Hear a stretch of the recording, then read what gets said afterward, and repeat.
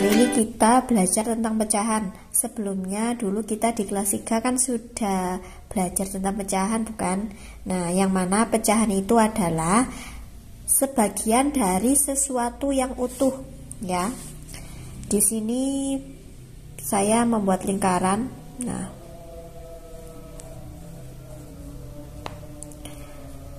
lingkaran ini saya bagi menjadi dua. Yang saya arsir ini merupakan dari satu dari dua bagian.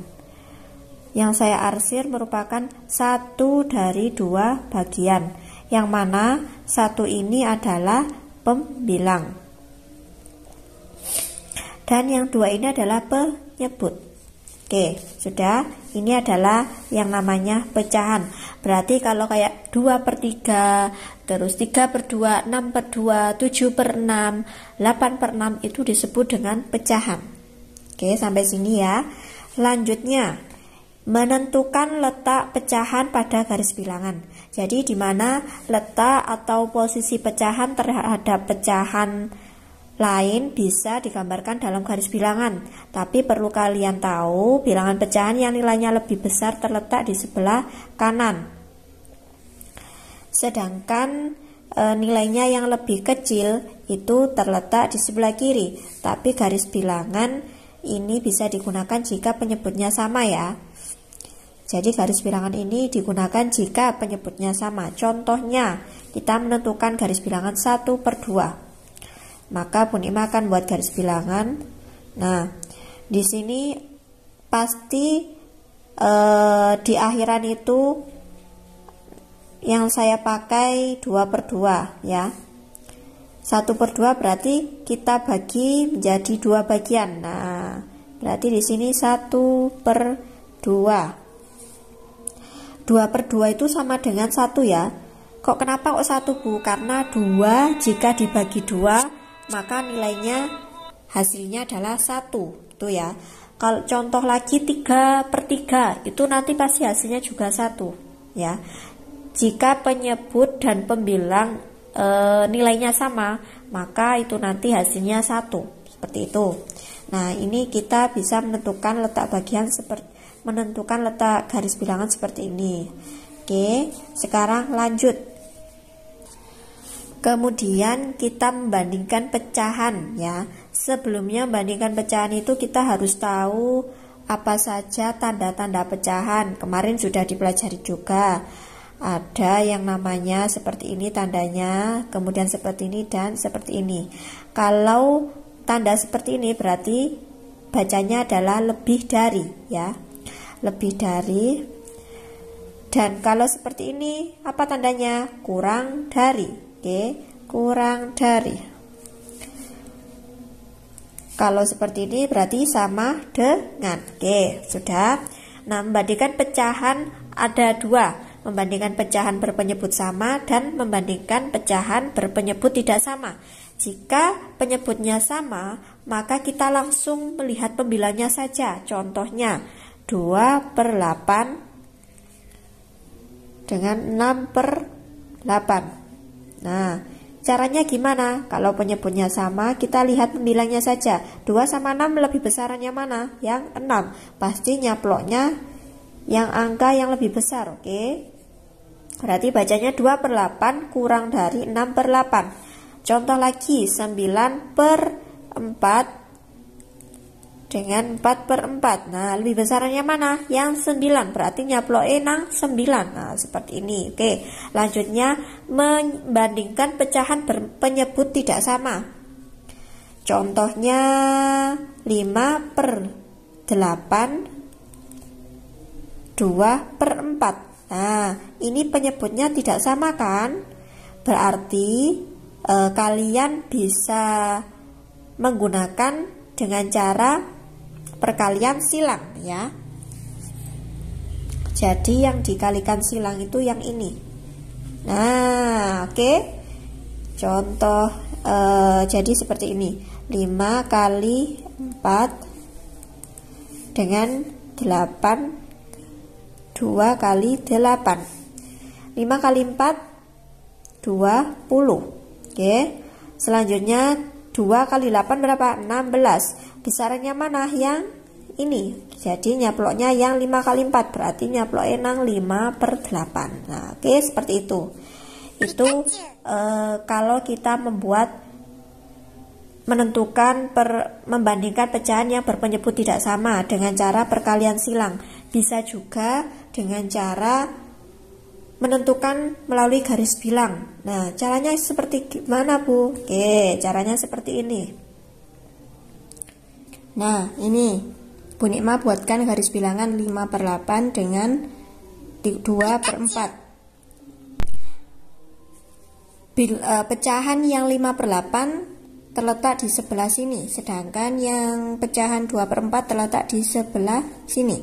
Nah, sudah terlihat bahwa pecahan 2 per 4 itu berada di sebelah kiri pecahan 5 per 8. Jadi 5 per 8 ini sudah terlihat ya, 5 per 8 itu lebih dari 2 per 4 ya, atau 2 per 4 kurang dari 5 per 8. Nah, seperti itu ya. Oke, sekarang lanjut. Sekarang kita mengurutkan pecahan berpenyebut sama. Mengurutkan pecahan yang berpenyebut sama. Contohnya misalnya ada pecahan seperti ini. 6 per 5, 8 per 5, 4 per 5, 5 per 5, 2 per 5. Nah, kita tinggal mengurutkan dari yang terkecil hingga terbesar. Jadi tinggal diurutkan saja bocah-bocah. Seperti ini, 2, 4. Yang diurutkan yang pembilang saja kalau penyebutnya sama ya.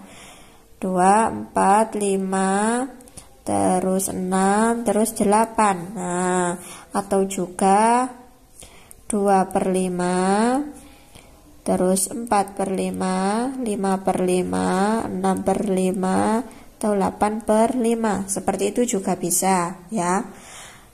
Untuk poin kedua, mengurutkan pecahan berpenyebut tidak sama. Oke, contohnya gimana, Bu? Jadi contohnya seperti ini.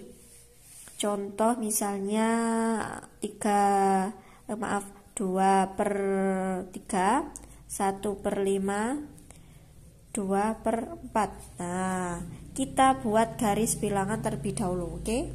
Oke, ini Bu Nikma buatkan garis bilangan 2 per 3, pecahan 2 per 3, pecahan 1 per 5, dan pecahan 2 per 4. Nah, kita lihat dari garis bilangan di sini, 2 per 3 berada di sini. Kemudian 1 per 5 berada di sebelah sini. Dan 2 per 4 berada di sebelah sini. Jadi, pecahan 2 per 3 terletak di sebelah kanan.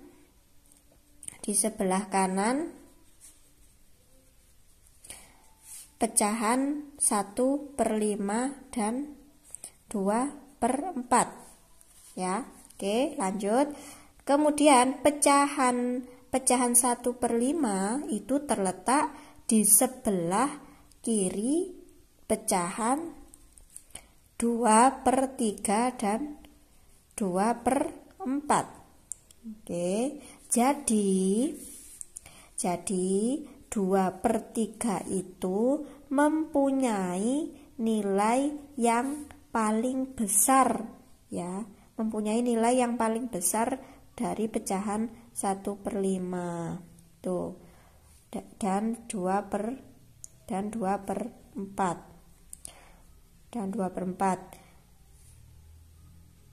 Sedangkan pecahan 1 per 5 ini memiliki nilai paling kecil. Jadi urutannya gimana, Bu?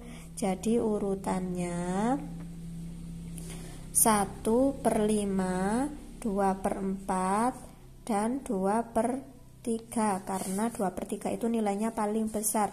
Jadi diurutkan mulai dari yang terkecil hingga yang terbesar. Itu jika kita mengurutkan pecahan berpenyebut tidak sama. Penyebutnya kan tidak sama. Nah, kita pakai menggunakan garis bilangan seperti itu ya. Oke, lanjutnya kita belajar tentang menentukan pecahan senilai. Contohnya, pecahan senilai 3/6. Nah, ada contoh 3/6 nih. Caranya gimana? Kita kalikan pembilang dan penyebut dikalikan dengan angka yang sama. Kita buat 2 ya, 2/2. Hasilnya berapa? 6/12. 3/6 dikali lagi dengan angka 3/3. Hasilnya berapa? 9/18. 3/6 dikali dengan angka 4/4. Hasilnya berapa? 12/24. Nah, jadi pecahan 3/6 itu senilai dengan pecahan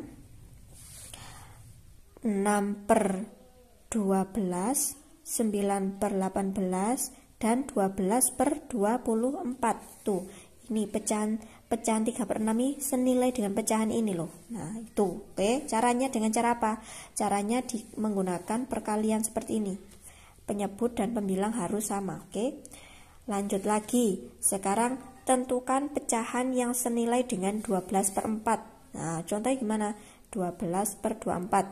Nah, caranya kan ini lebih besar, pembilang dan penyebut nilainya kan besar. Jadi kita bisa menggunakan pembagian 12/24 dibagi 2. Berapa hasilnya? 6/12. Terus maaf, ini 24 ya. 12/24 dibagi 3,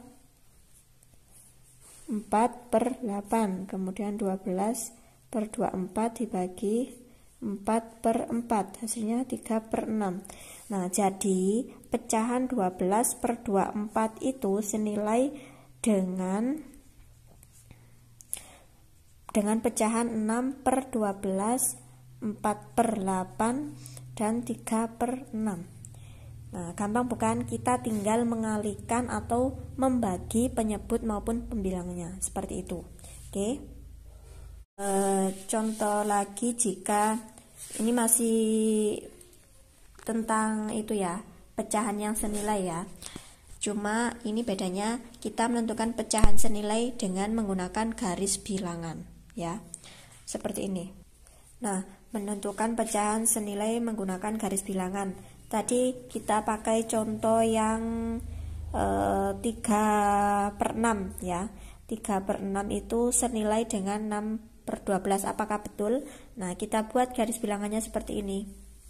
3/6 kita bagi menjadi 6 bagian. Nah, kalau sudah, kita buat garis bilangannya yang 6/12 kita bagi menjadi 12 bagian. Nah, seperti ini ya. Terus kita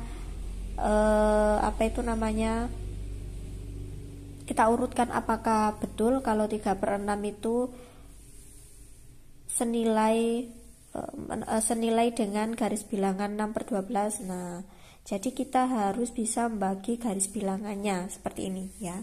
Jadi memang benar 3/6 itu senilai dengan 6/12.